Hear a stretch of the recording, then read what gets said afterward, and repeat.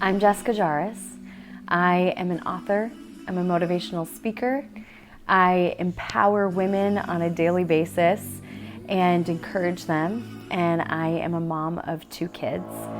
Wide awake while the world is sound asleep, and too afraid of what might show up while you're dreaming. Nobody sees you. Nobody will believe you. About 2 years ago, when my daughter was about 9 months, everything in my life just completely turned.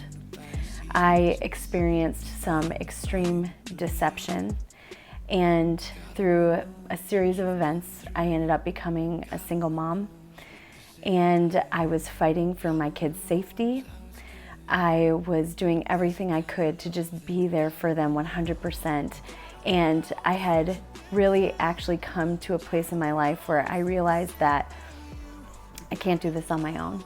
I could try, I could do everything that I possibly could, but at the end of the day, I needed to trust God completely with the most precious thing in my life, which are my 2 babies. It was very difficult. I wanted to be their caretaker. I wanted to do everything. And God said, Jess, you just need to surrender.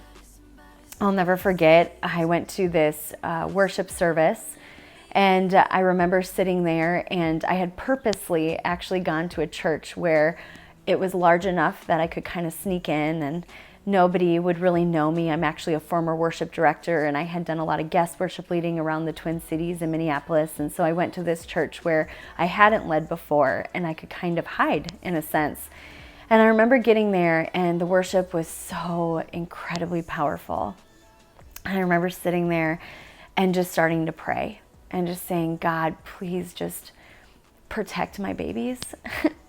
Like just please, God, like be with them, protect them, lift us up, and God, help me, because there's nothing that I could do to change my circumstance, but I knew that God could change the end of my story. But these guys were like, no, I know who I am. I'm not going to do that. So just to prove a point, the king turns up the furnace 7 times as hot as it normally is, and they bind them together with chains and they throw them into the fire. And when they don't hear anything, the guard looks in, and instead of 3 people in the fire, there's actually 4 people in the fire. One of them is an angel with the 3 guys, and all of their chains are completely gone. And what that really, there's a lot of points to that story, but the part that just gets me every single time, is the fact that sometimes we have to go through a little bit of fire to be refined, and for our bondage and for our chains to fall off. Am I right? So as I share and as I live boldly by faith and encourage other people on a daily basis, I also get to be mom.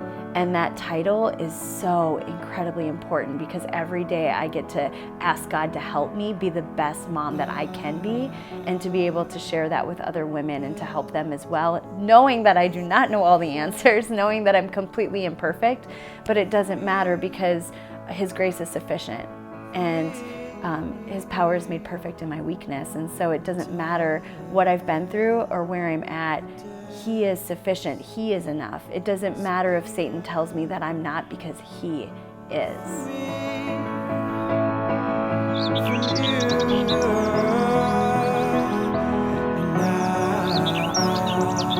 It's time.